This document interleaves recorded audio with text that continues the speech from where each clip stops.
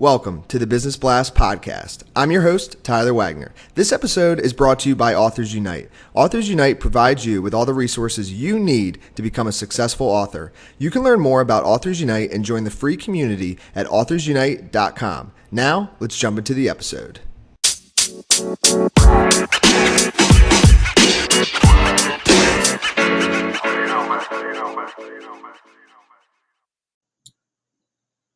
All right, everyone. Welcome back to another episode of the Business Blast podcast. I'm your host, Tyler Wagner. Today I have Justin Womack with us. He's an online marketer, copywriter, and business coach. So welcome to the show, Justin. Thank you, Tyler. Of course. Thanks for joining us. We'll dive in. The first question I have for you, Justin, is what is the best story from your life that has an underlying valuable message? Great question. This is kind of crazy way to kind of start your show, but a few years back, actually in 2014, I was in a major car accident where I was in the ICU for 2 months, and I was left on a recovery path that took me a year before I was even able to walk again, and much longer than that to really get my full faculties back. So the message is this: life is short. Do what you love.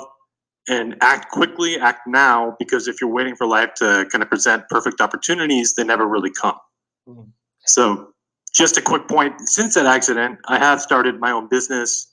I've gotten married, and I'm about a week away from becoming a father. So that's pretty cool. Wow, man. Congratulations. Thank you. And the next question I have for you is, what is the most valuable piece of information we should know that is within your expertise or industry? I would say that it kind of goes into line with what I say about copywriting.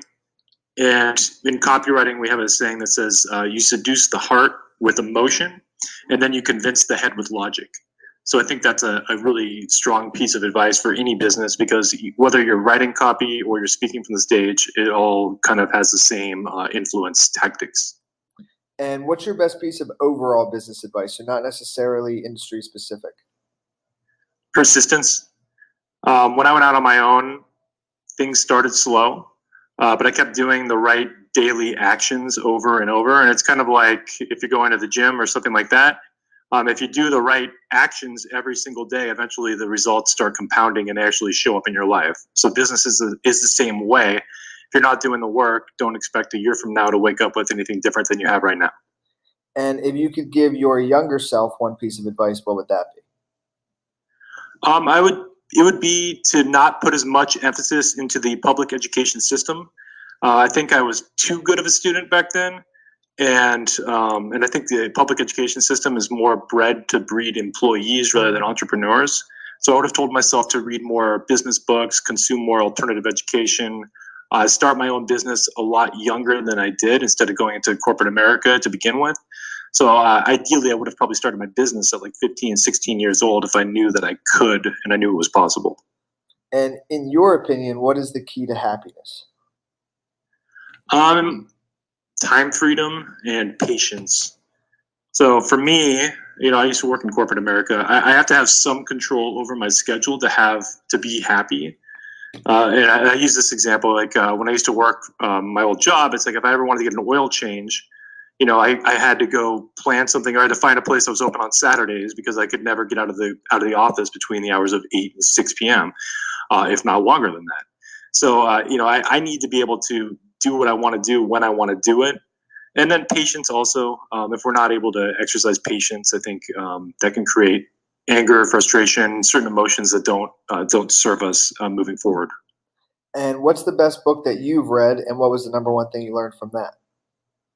This was a tough one for me. I would say Steve Jobs by Walter Isaacson, the long biography on the life of Steve Jobs. And a few of the key lessons that I took from it are just be willing to dream bigger and much bigger than people will people will try to bring you down to their level. And if you just dream huge, sometimes you can make incredible things happen.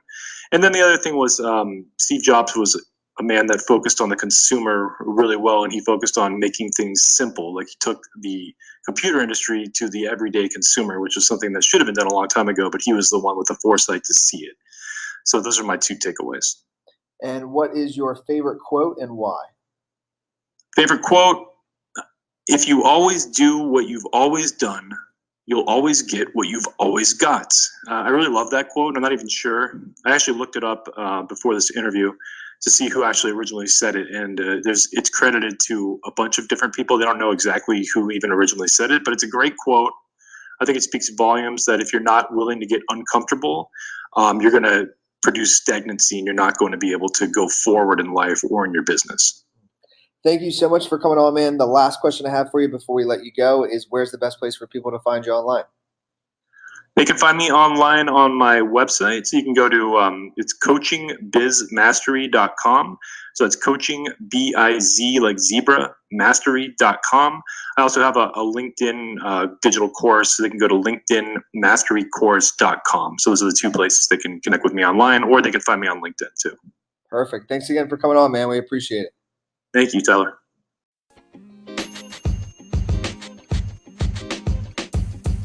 The podcast you just heard was recorded with Anchor. If you want to make your own, download the Android or iOS app completely free from anchor.fm/podcast. That's anchor.fm/podcast.